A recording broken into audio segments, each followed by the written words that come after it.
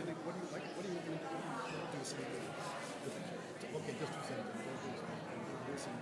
Okay, because they were watching. They were even trying to figure out what the next part was. How many kids do you have? We have 140 registered. How many personally? For me? Yeah. Not that many. Just about. Okay. So I have two. Yeah. Oh, yeah. Are they out of here? 26 and 30. The 30-year-old is coming back from LA, which is I can stay and then we go right back out, which is what the 26-year-old said a year and a half ago. That's the story now. All right. Ready to roll?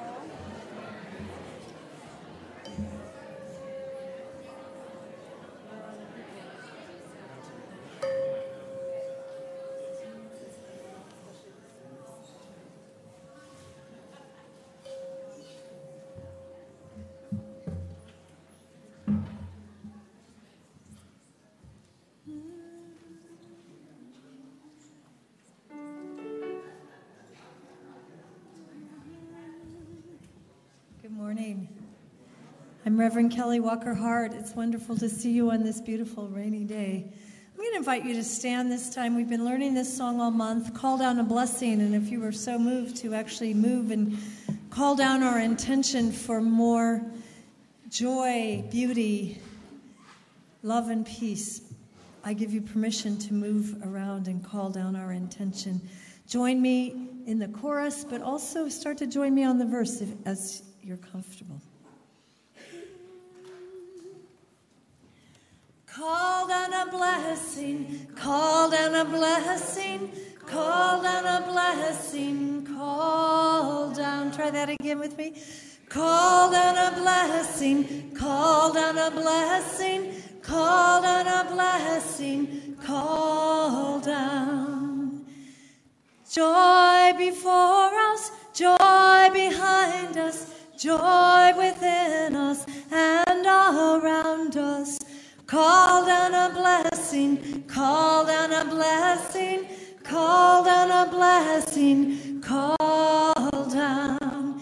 Beauty before us, beauty behind us, beauty within us and all around us. Call down a blessing, call down a blessing, call down a blessing, call down. Love before us, love behind us, love within us and all around us. Call down a blessing, call down a blessing, call down a blessing, call down. Peace before us, peace behind us, peace within us and all around us. Call down a blessing, call down a blessing, call down a blessing, call down. One more time. Call down a blessing, call down a blessing, call down a blessing, call down. Please be seated. Well, good morning. Do you remember me? It's stop it. Heather's ready to get me out of the house. I'm ready to be out of the house. So it's so good to be back with you this morning. For this brief hour, we come together to call one another back to our most deeply held values of love and service and justice. To connect with the holy expressed in our lives in so many ways, called by so many names. As our spiritual ancestor Francis David is reported to have said half a millennium ago, we need not think alike to love alike. This morning we celebrate love. Come, let us worship together. Please join me in reading in unison our chalice lighting words. We kindle this flame, symbol of our faith, for the light of truth, the warmth of community, and the fire of love, which calls us to work for justice.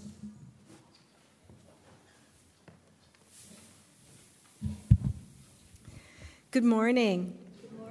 and welcome to Valley Unitarian Universalist congregation. My name is Barbara, and I'm the worship associate for today's service. And we're so glad you're here, because without you, we're not whole. And wholeness in togetherness is miraculous given the divisions that separate us. Let this time together be a way to let go of barriers and walls. It is our work together to honor diversity in all its forms and to welcome everyone without judgment and instead with curiosity and compassion. Wherever you are on your life's journey, we bid you welcome. We're happy to welcome back to the pulpit our subtle minister, the Reverend Dr. Andy Burnett, who was on sabbatical for the month of January. It's okay, you can clap. Even though we're clapping again, but that's all right. We're always delighted to welcome guests among us, and while it is entirely voluntary, we invite you to stand as you are able so that we can greet you now and after the service. And we always invite you to return. Do we have any visitors with us today?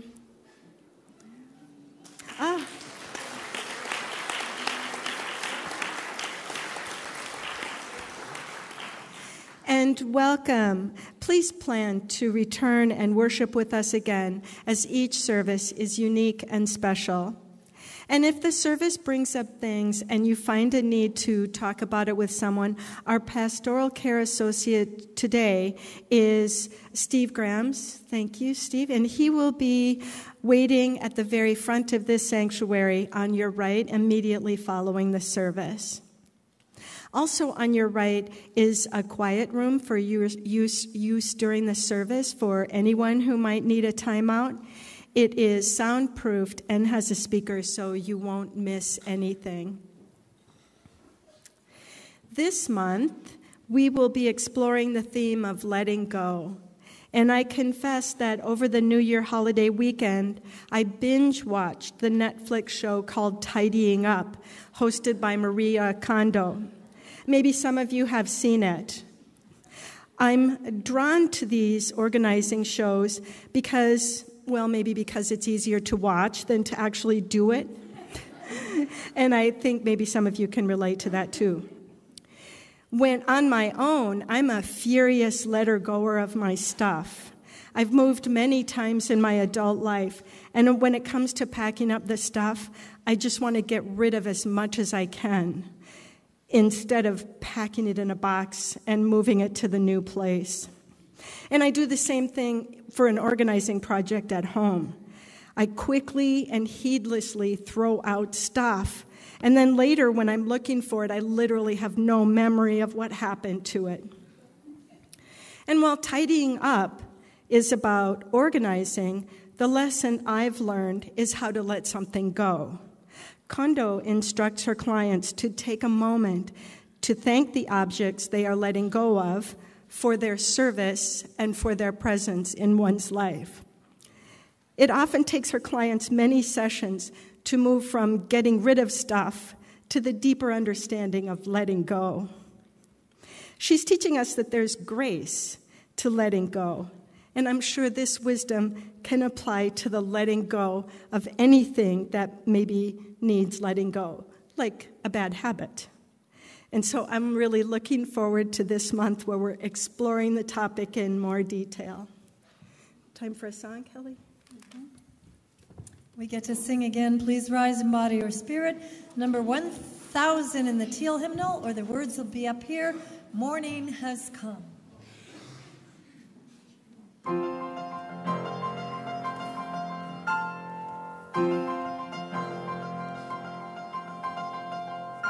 Morning has come, oh rise and greet the day, dance with joy and sing a song of gladness, the light of hope here shines upon each face.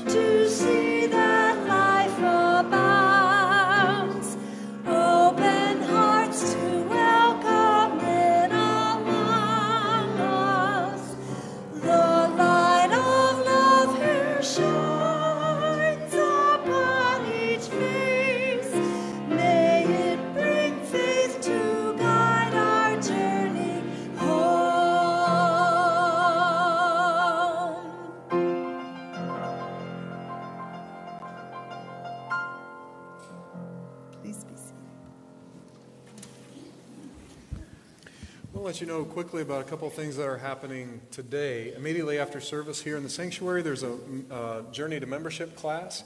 Even if you're not ready to be on that journey, this is a place where you can learn about Unitarian Universalism, about this congregation and what we're up to, how we engage in our communities and with each other. Feel free to join us for that time. We'll even try to get you out for the big game. Second, after service, the middle school class will be selling Valentines, and every Valentine you buy, for every Valentine you buy, $2 will be donated to the Lost Our Home Pet Rescue. And if you haven't been to Lost Our Home, they take animals from folks who are in financial need, who can no longer take care of their animals, and they'll either care for them temporarily or they'll help adopt them out. So it's a wonderful service, and our middle schoolers are raising money. So stop by and buy a Valentine in the back of the sanctuary after service if you can. Well, as I said, it's so good to be back with you. I've had a rich month of learning and planning and a little rest and family time, and I'm ready to get going again. So as we prepare to receive our offering, I want to let you know about two things that I'm excited about, particularly this Black History Month. First, Beverly McCormick and I will be leading a 4-session study of the book Barracoon, the story of the last black cargo, written by Zora Neale Hurston. It's the story of the last living American slave based on interviews that Hurston did in 1927, though the book was just published last year. Beverly and I will bring in visual media and writing from other sources to bring the story up to today, to use this story to ask us how we're doing in our work for racial justice. Beverly and I were together at the NAACP's Black History Breakfast on Friday, and I walked in to sort of get my name tag, and there were flyers for this event on the table. And I thought, Beverly is already here. So folks in the community are going to join us, and we hope you'll be able to join us too. That study begins on February 13th. There's more information in your Sunday bulletin, and there are flyers in the bag. Second, we'll be joined on March 3rd, Sunday, March 3rd, by Roy Tatum, who's president of the East Valley NAACP. Roy is going to speak in both services, and then he'll lead a discussion on race in the East Valley following the second service, and we'll have lunch for you there too.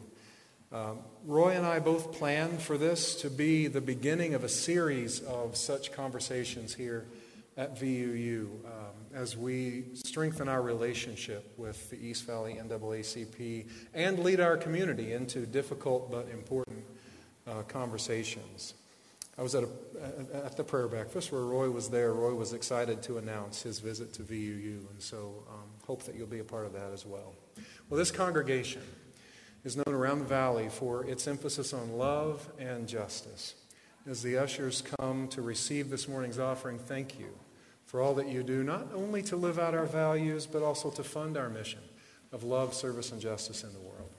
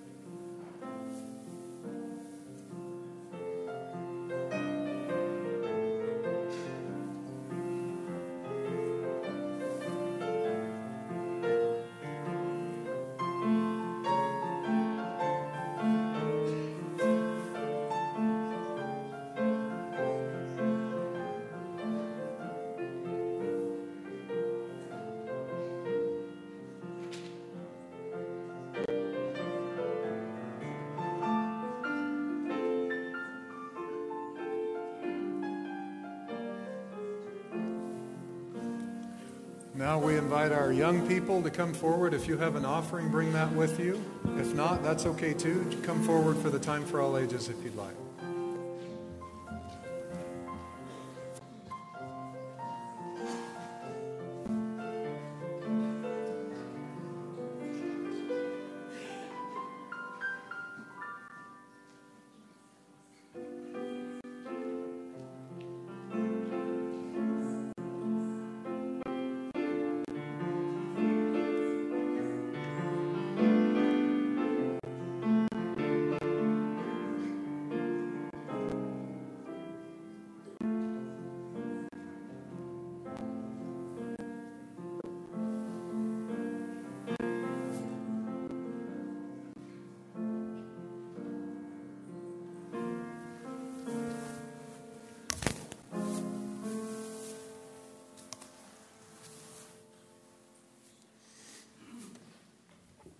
Well, this is truly a special time for all ages. We are honored to be joined this morning by Sule Greg Wilson.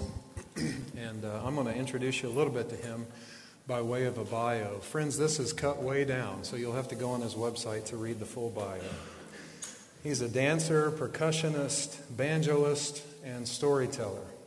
He's been an American griot all his life, learning family lore and community culture at the feet of his maternal grandfather, T. Montgomery Gregory, who was the founder and director of the Howard Players, the first theater company at an historically black college or university.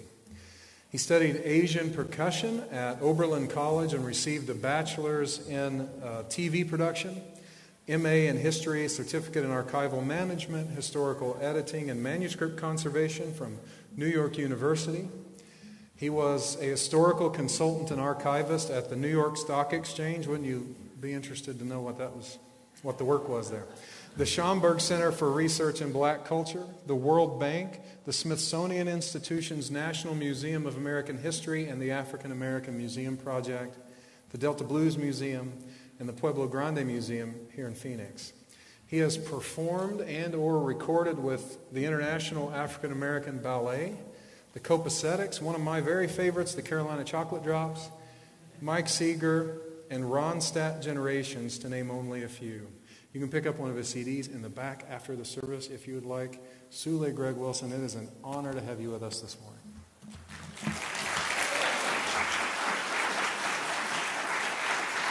Thank you, sir. We're used to that introduction now. How's everybody doing this morning? Everybody doing okay? Oh, that's nice and warm. I appreciate that. That's really good. And I also appreciate seeing a wet scene out there. Really appreciate that. Yeah, how to get started, you know. Let me give you this. I'm in New York City. I'm with my wife. It's Friday night. We're walking through Soho, and this is 1980-something, you know. And we walk past a fenced-in lot, and there's a guy. He's got a blanket on the ground, right? And he's got a couple of lighters. He's got a scrub brush. He's got a couple of LPs and, you know, like some sponges. He's just selling stuff. So I look at the LP. It's really cheap. It's like, you know, just a picture on blue paper kind of glued on the sleeve. And I pick, Let's Go Ride. It got a picture of a paddle wheel boat. So I pick it up, and I look at it, and it's typed, literally typed on the other side with the liner notes. And it talks about, it apologizes. It says, "We know this is not real black music, the blues, but it's still some interesting stuff." And talk about letting go. I started to let go onto that, whoever wrote that piece. But I said, how dare you tell me what real black music is, you know? But I went and listened, and there's amazing, amazing stuff in there. And what I'm going to share with you is one of those songs that was on that LP, which talks about an amazing character, a legendary character, who some say was real. There's some you know, there's the real stuff, and then there's the legendary stuff. And I'm going to give you some of each today. Now, we all have skin, right? Right? Yeah. And skin is for not only to keep the guts from falling out, but also for protection, right? And come to find out, in doing my research on this character in this song, that the United States had its own layer of protection. From Maine all the way down the Atlantic coast, around Florida, cutting past, and then going all the way around the Gulf. Just a little bit inland, 100 miles or more wide, there used to be a swath of pine forest. And if you ever cleaned with Pine Sol, you know that pine is a very powerful antiseptic. If you deal with aromatherapy and herbalism, you know that pine is an invigorator. It's a powerful cleanser, spiritual, physical. As you may know, if you ever chewed chewing gum, one of the origins of chewing gum, one of which was pulling sap, medicinal sap from trees. And what people used to do, if they had an infection, a gum infection or a tooth infection, they go to the pine tree and pop off a knot of pine sap and stick it in there, and you chew on that, just like chewing gum, and that antiseptic properties would help heal that infection or something in your mouth.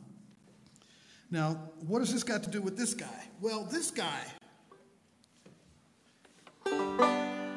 had to do the dirty work of getting pine, turpentine out of those trees.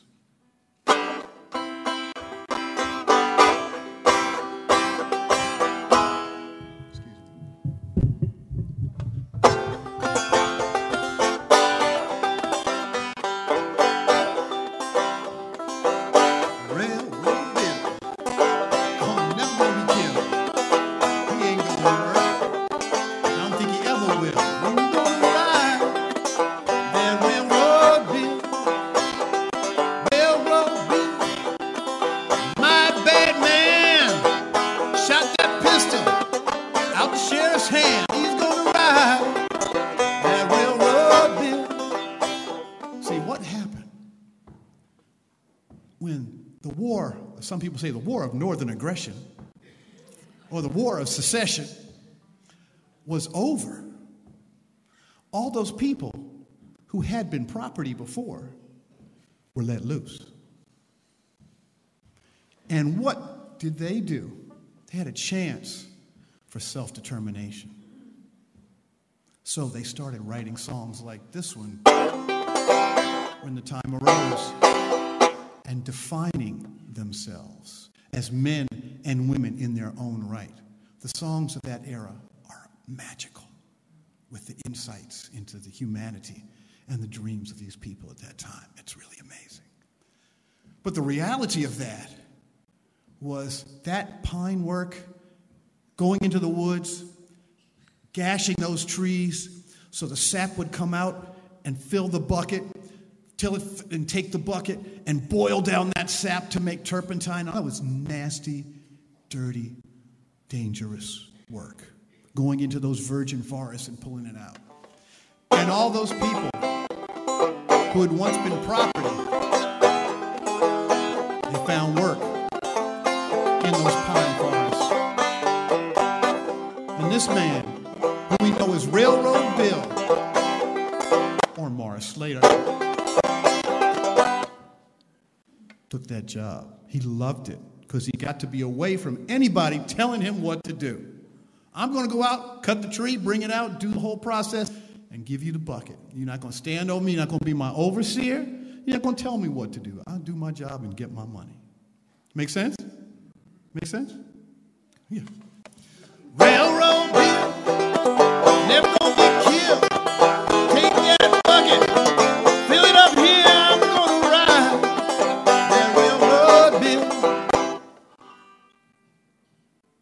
Come 1892. He's working out there. But depression hits. The economy goes. And the municipalities do what they do. They start looking for a source of income. So, if you're down in Florida, lower Alabama, working those fields, it's dangerous out there. So almost everybody has a firearm. So they institute a law. You got a gun, you got to pay for your license. You don't pay for your license, we're going to confiscate your gun. When looking for railroad bill, you're going to get your gun, boy. They went out into the woods. And they found him out there. But, one thing I didn't tell you yet was this man, when he was working, cutting those trees, taking that sap, boiling it down, delivering it, he walked kind of funny.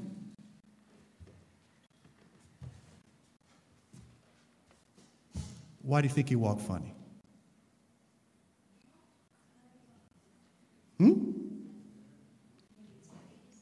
It's heavy? Yeah. What? He's old? That's a good guess, yes.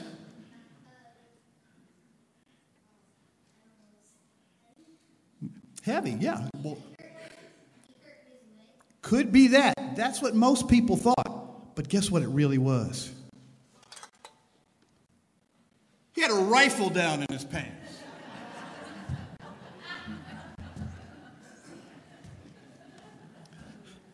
It's dangerous work out in those piney woods. You got cougars, bobcats, crazy people.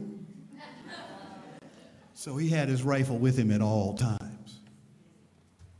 And sheriff goes out there and says, "Boy, did you get your license? If you didn't, give up that rifle. Give me that money." You know what he did?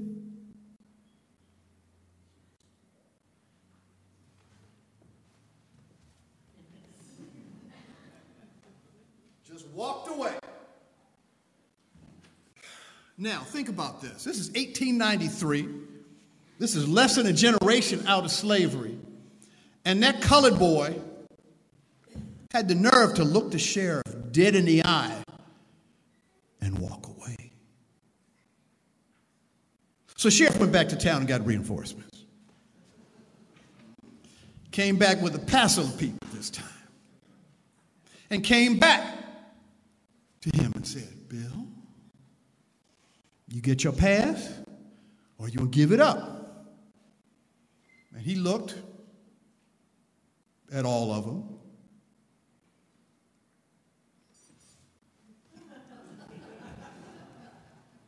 And walked on into the woods. Well, using the vernacular of my day, sheriff was not going to let himself be dissed like that. So he picked up his rifle. He shouldered his rifle and let loose a round and missed.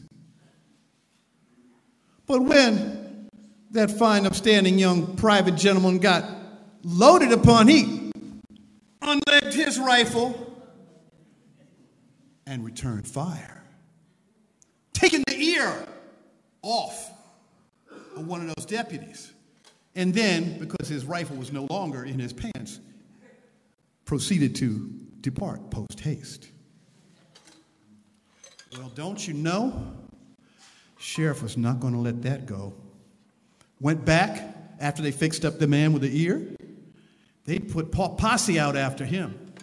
Railroad Bill, Railroad Bill, riding those rails, helping who he will. We're gonna ride that Railroad Bill. Railroad Bill becomes like Robin Hood.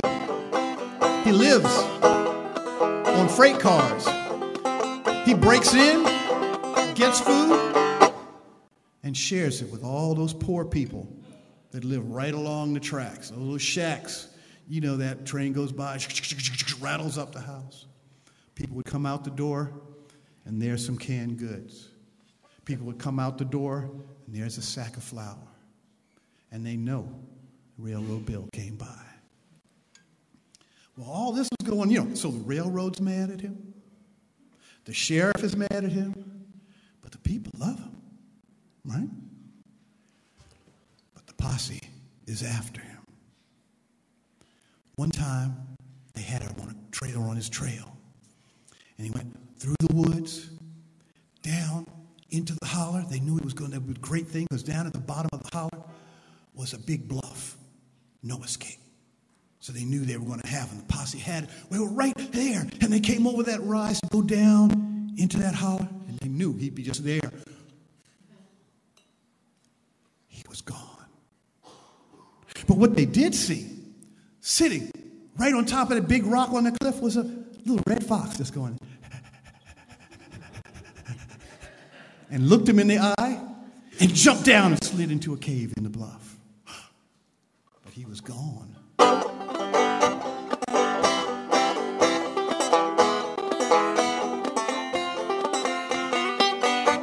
Oh yeah, Railroad Bill. Another time. Oh my goodness. Well, before that happened, let me tell you, it got serious. Because they'd lost him. He'd shot at them, and he was still out years later. Well, when they put that reward on his head, got higher and higher and higher. So anyone who fit the description, you got a black man armed walking through the woods. So many people got pulled in and taken care of to solve the problem of Railroad Bill. Railroad Bill, my bad man, shot that pistol out the sheriff's hand. Gonna ride that Railroad Bill. Railroad Bill's visiting his girlfriend. We got the news. Well, here, let's go to Mississippi. Get Gray's dogs. Those bloodhounds will sniff him out. Here's some old piece of Bill's clothing. Give it to the dogs to sniff. And they're going there on the trail. Got the hounds, they're pulling. And these dogs, got the four on the leash, and then the lead dog comes up. Big black bloodhound in the lead. Leads them down the holler, leads them over the bluff, leads them through the swamp, look out for the leeches, leads them through the brush, look out for the bracken and the brambles, leads them to getting all cut up by those pine trees, getting all sappy, and then they finally get over to May's cabin. And the dogs are going, because they got the scent, right? And they hold them back. And they go up to May's door, or Bill! May comes to the door. No man in here. Go look. And then the dogs go, again. And they veer off that way. He must have gone that way. And those four red hounds pull, and they pull Kate Gray on out that way. And they're going, and they start going into the bush again. And you see the black one that was in the lead before, he's going in the opposite direction. And again, they did not catch Railroad Bill. Again, these people are getting mad, and it's getting expensive too. Well, they returned those hounds to Gray, Mississippi. He says, look, I'm so sorry. We almost got him. We got to May's house, but he just slipped, and the trail was hot, but we just couldn't get him. And here's your red dogs, but that black one, it just lit off another way. I'm a bobcat or something. He must have gotten in the swamp or something. We don't know. He just didn't come back to us. And Gray said, I didn't loan you any black dog. It was only those four reds. Railroad Bill said he'd take my life. We didn't get it right. Go ride that Railroad Bill. Now, after 3 years of this, 3 and something years of this, 1893, 94, 95, they got posse out. And they're picking up all these colored men everywhere. One of the deputies walks into Altoona, Alabama, it's a little tiny town up there. He walks into the grocery store, and he sees a colored man with big pants, big-legged pants, leaning up against the Cracker Barrel, eating crackers and cheese. Fits the description of Bill. He freezes. He turns so he's, his shocked expression can't be seen, and he catches the eye of the clerk. He says, I'll be right back. Be right back. He slips back out the door, goes out to the side of the building, walks down to the side of the building till he sees the window. He's still there, eating cheese and crackers. Pulls out his pistol, aims through the window. Pow, pow, pow! As soon as those bullets hit him and he spins, clerk grabs his shotgun from behind and jumps over the counter and put 13 bullets in that body. Laid him on the cooling board, took pictures, sold them 50 cents each. Put that body on tour, 50 cents a peek. We got the Negro Desperado, Railroad Bill. And that's how that story goes. But, the song says, Railroad Bill, going out west, 44 guns sticking out my vest. I'm gonna ride that railroad bill. So what I see, and you know what else? Those cans of food, that flour, sacks of flour, was still coming to those people's houses. So they got somebody. But did they get our man?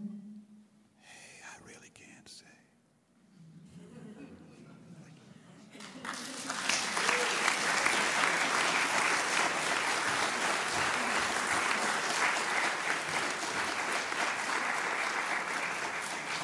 And as is our tradition, we're going to sing these kids out under a bridge of love. If you're comfortable, come close. We're going to sing a We Give Thanks. Some of the kids will be going to their child care, and some will be staying.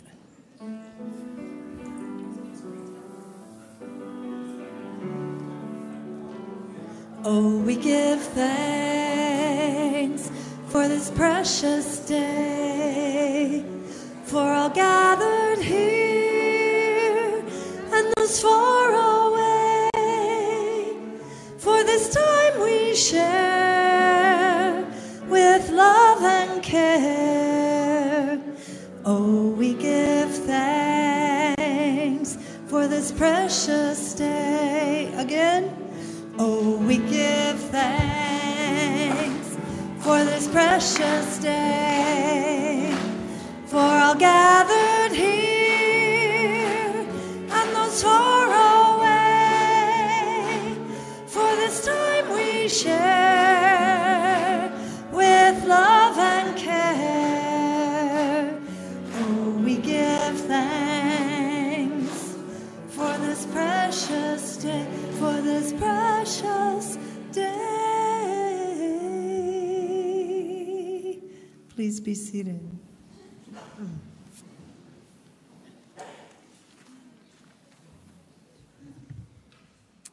And we'll be moving now to a time of meditation, of prayer, a time of centering. Remind ourselves to have that quiet the rest of the week. And I didn't know it was going to rain, but it kind of worked. We'll be singing Healing Rain. I'll sing it first. And as Andy comes in and you're comfortable, please join us. And let this song, just like the rain, be what you need it to be today, washing over us. Let's stay seated for this.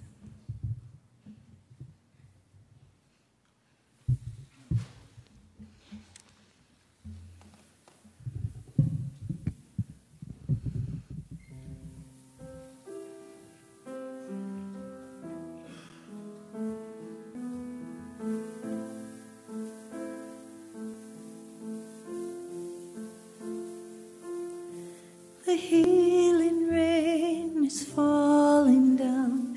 The healing rain is falling down. I'm not afraid. I'm not afraid. The healing rain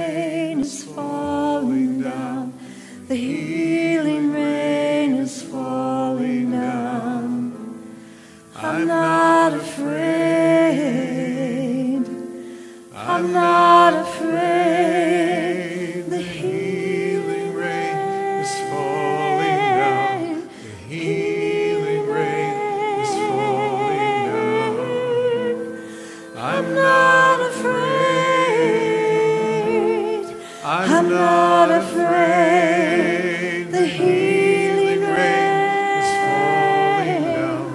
The healing rain.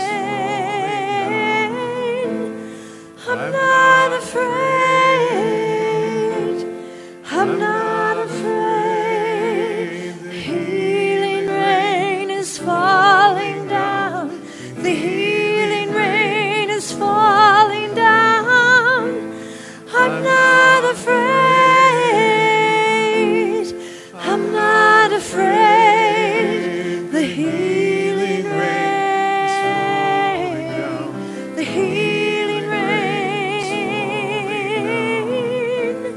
I'm not afraid. I'm not afraid. The healing rain. Healing rain. I'm not afraid. I'm not afraid. You join me in a spirit of prayer.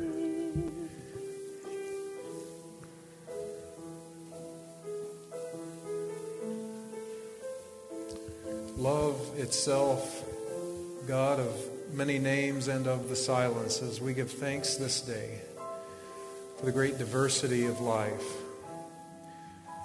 We look around us at animals and plants and people and realize that normal is a lie. That life springs up continually in a multitude of forms, and we praise its creativity and its joyful presence among us. In this month in which we celebrate the contribution of people of color here and around the globe, past, present, and future,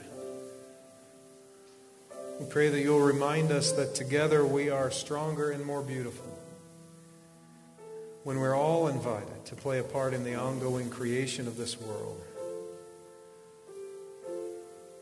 May we be forgiven for those times when we've been too short-sighted, too fearful to celebrate all our siblings. We repent, and may we be forgiven for those times when hate and greed have blinded us and our ancestors from seeing love itself in the faces of our neighbors. May our nation, now in turmoil, become someday the promise of welcome that it symbolizes. May our states, our cities, our neighborhoods, and families do the same. Not because that's the way the arc of the universe bends, but because we bent it that way. May we be agents of love, not someday, but in this time. Not when things are less chaotic, but right now. May it be so. Amen.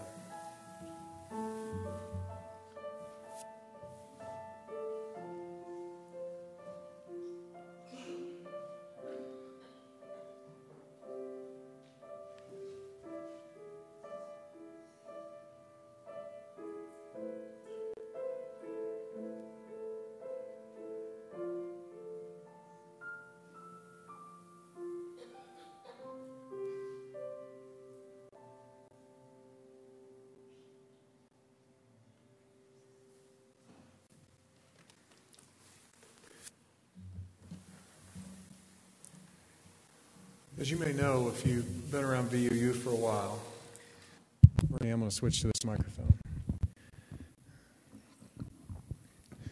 As you may know, if you've been around here for a while, I love bluegrass music. For my installation almost 7 years ago, Kelly hired a bluegrass band to play on what turned out to be, for us, a really cold and windy November afternoon. The banjo players wore gloves. I had never seen that before. I grew up with a mix of bluegrass and Southern gospel music. And though the theology of those songs is not mine anymore, I still love the musical tradition. When people ask me where I'm from, I almost always say Southern Indiana, and the southern part is really important. Because as Craig Furman said in an article for 538.com entitled, "Indiana is Weird," Indiana was settled in a couple different ways, but mainly from the south up. So people from Kentucky and other parts of the American South settled the hills and hollers that I'm from in southern Indiana.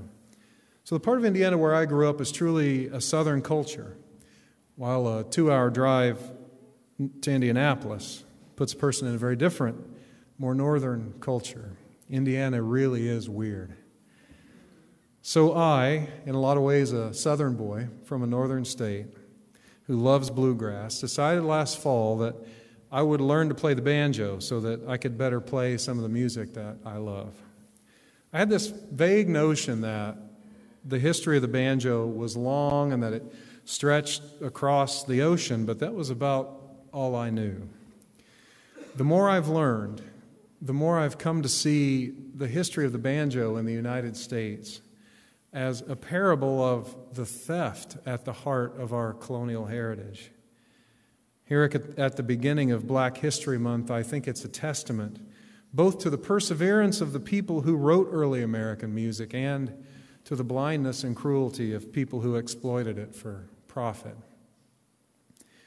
The ancestor of the modern banjo probably originated in West Africa. There, people hollowed out gourds and attached a piece of wood and put strings on it and played music. There's a wonderful display, by the way, of the international history of the banjo at the Musical Instrument Museum up in Scottsdale.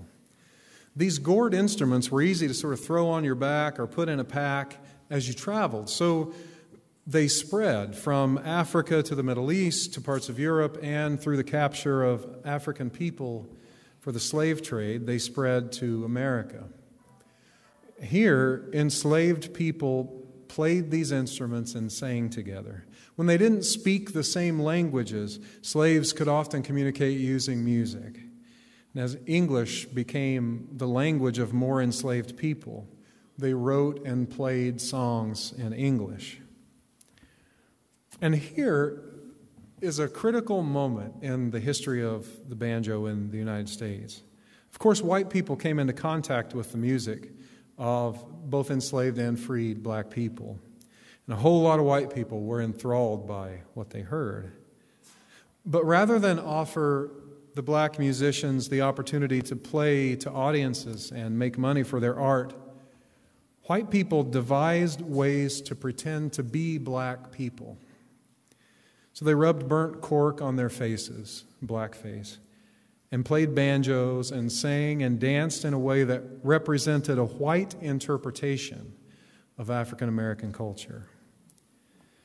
One story goes this way, as reported by Eric Lott in his book, Love and Theft, Blackface Minstrelsy in the American Working Class. He says, to obtain materials for their shows, or he's quoting someone who said, to obtain materials for their shows, the minstrels visited plantations, then attempted to recreate plantation scenes on the stage. Now, Lott says it's more likely that they were in taverns that were sort of integrated, and they heard this music, and then they tried to recreate plantation scenes, but either way.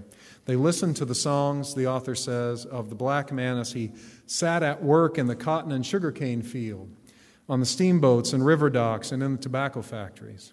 The melodies they heard served as bases for minstrel songs, and they adapted the dances they saw to their needs. And he concludes, the musical instruments that were originally associated with the plantation came to be called Ethiopian instruments in minstrel shows: banjos, tambourines, fiddles, and bone castanets. So there they would stand on the stage, a line of white men, faces rubbed black, acting out their version of blackness. The blackness that was portrayed in minstrel shows was a fiction. Physical features were made up or exaggerated. Black people were portrayed as simple, always happy, always ready to dance and entertain. But for all the pretending and the construction of this fiction, minstrel shows also played around with the political powder keg that was about to explode in the United States. African Americans, slave and free, were longing for freedom, and that longing was portrayed by white people in minstrel shows, it seems to me, as a way to control that impulse, to name it and act it out and control it. In 1831, you may remember learning in history, or you may not have. A Virginian slave named Nat Turner led a rebellion that killed about 60 people, 51 of whom were white. And Turner was eventually killed, but his insurrection both emboldened other enslaved people and lit the fires of fear in white Americans. So 2 years later, 2 years after Nat Turner's rebellion, the text of one blackface character in a minstrel show went this way: "Should they get to fighting, perhaps the blacks will rise, for their wish is freedom, and it's shining in their eyes. And I caution all white dandies not to come in my way, for if they insult me, they'll in the gutter lay." One imagines white people nervously laughing at this character, the way some of us nervously laugh at a horror show, knowing that the story carries the threat of some of our deepest fears. By making this character fictional and exaggerating his features, minstrels allowed white Americans to laugh at what they feared most: an empowered black man ready to fight for his freedom. But white people, and this is disturbing and important to this story, white people believed that what they were seeing, all the dancing and singing and exaggerated features, many of them believed that what they were seeing was a genuine portrayal of American blackness. As minstrelsy became the most popular form of public entertainment in the American North, entertaining celebrities and politicians, including Abraham Lincoln, it affected portrayals of black people in American literature, including Huckleberry Finn. This image of artificial blackness has sort of saturated white American culture. The author Lott, who I quoted before, quotes the story of a Union soldier who reported that the black soldiers in his barracks, quote, looked exactly like our minstrels. Think about the through-the-looking-glass nature of that observation. White people blindly accepted the minstrel show as an accurate account of American blackness. And then they measured the appearance of black people by what they saw in minstrel shows. So Northern Americans came to see African Americans in a very patronizing way. No less than Unitarian minister William Ellery Channing wrote in 1840, "We are holding in bondage one of the best races of the human family. The Negro is among the mildest and gentlest of men." End quote. Channing wanted the slaves to be free, but even in his argument, he patronizes black people as being meek and mild as a shared characteristic. Margaret Fuller, the great transcendentalist thinker and once a member of Channing's Unitarian Church, wrote an article in The Dial, a journal, in 1842. She said, "Only our national melody, Yankee Doodle, is shrewdly suspected to be from British art. All invention is confined to the African race, who are, and get this sentence, it wraps me around the axle every time I read it. All invention is confined to the African race, who are relieved by their position from the cares of government."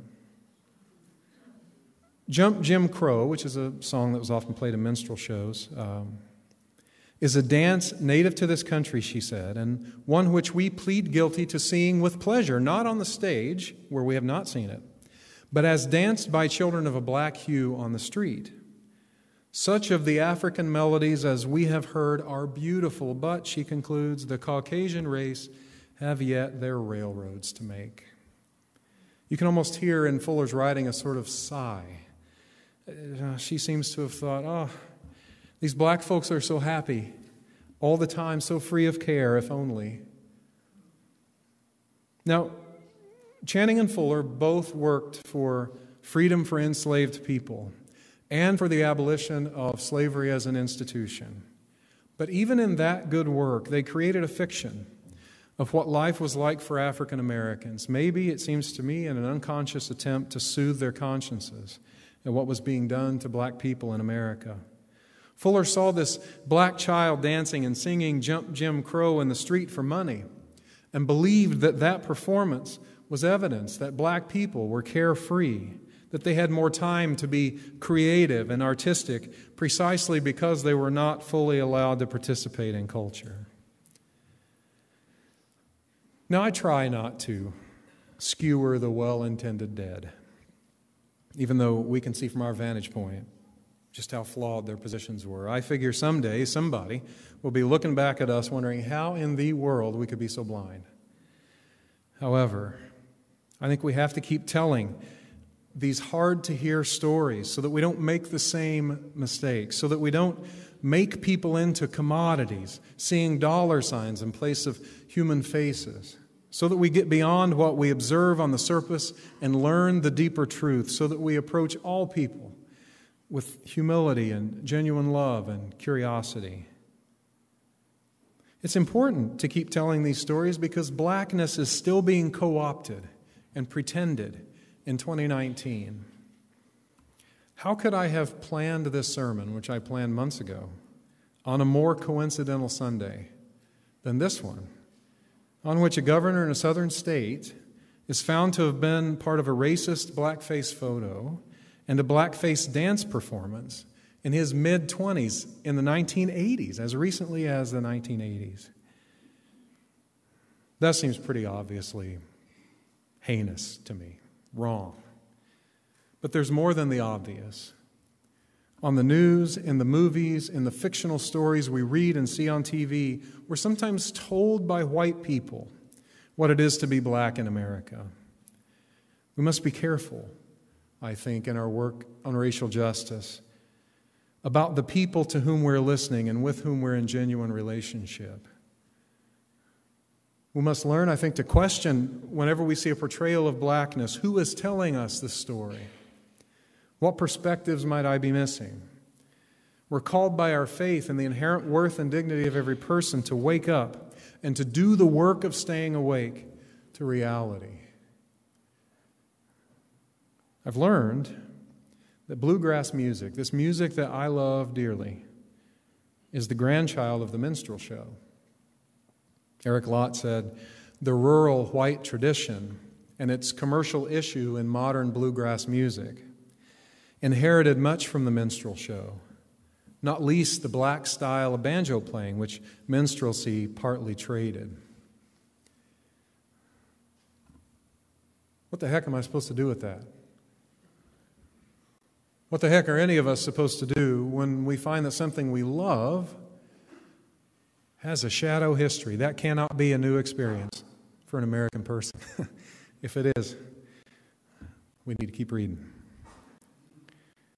I think this is a real test of liberal faith because we get passionate. And some of us think the right thing is to put down the instrument, condemn it, and walk away. Other people think we should just ignore those difficult facts. Yes, that's how it came about, but it's a new day after all.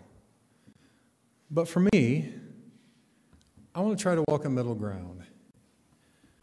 I think we progressive religious folk are just as likely as anybody else to lose the thread of the stories of marginalized people if our knee-jerk instinct is to walk away when we encounter shadow histories. Instead, I want to lift up the struggle. I want there to be more and more of us who are walking around in the world holding the ambiguity of what we call modern America, where so much of everything we have and do is owed to people who were, if not enslaved, then subjugated. For me and my efforts on the banjo, faithfulness to my values means that I'll keep reading and researching the instrument's history. It makes me conscious every time I pick up the instrument to practice a song that I'm holding an instrument that goes a lot further back than Earl Scruggs. Any of you know who Earl Scruggs was? Yeah. So I'll research the origins of the songs I play, and when I subject people to my playing in public, I will acknowledge the ancestry of this instrument and the music played on it. If you're interested in that topic in particular, I'd encourage you to cruise by Sule Gregg's website. Hear some of his incredible renditions of early American songs, or listen to the Carolina Chocolate Drops, this all-black folk band with two banjoists who are enormously talented musicians and who are deeply thoughtful about how they present historical pieces. But most of all, I want to lift up the strength of spirit of enslaved people and other subjugated people who kept singing, kept writing and playing music, even as their very lives were being stolen away from them. And thankfully, they weren't all meek and mild. May this Black History Month be a time to honor the past and to celebrate the future of the contribution of people of color in our country. May it inspire us to be more and more awake and to do the work of staying that way. Amen.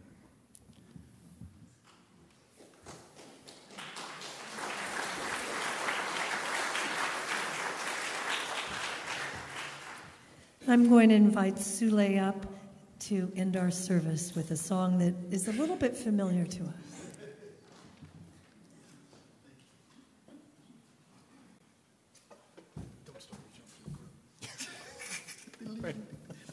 I'm not going to do, no, not deliverance. Okay.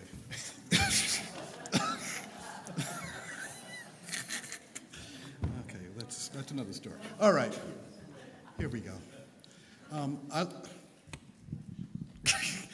I learned this song. The artist created this song. I think the album came out in 1972.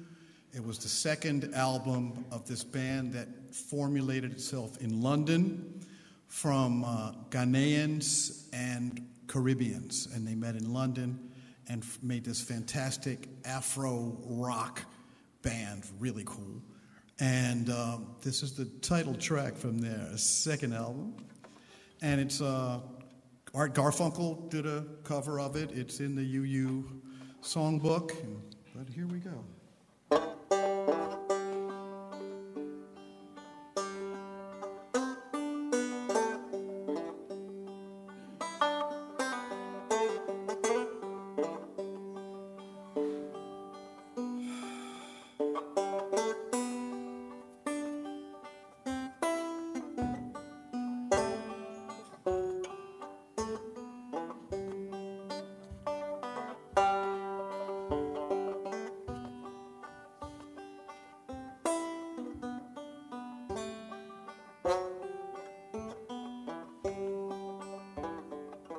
You know the song? Ready to sing? We are going, heaven knows where we are going. We know we will get there. Heaven knows how we will get there. We know we will.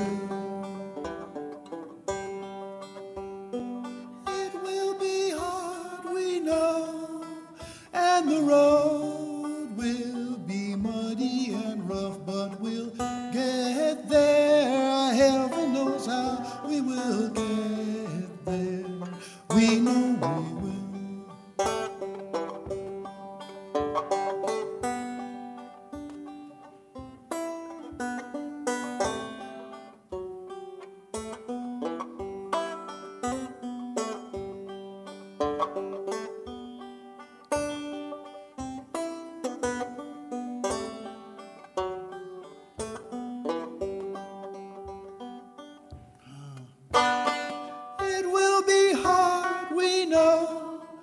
And the road will be muddy and rough, but we'll get there. Heaven knows how we will get there.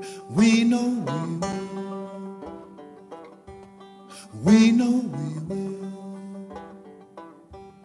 We know we will.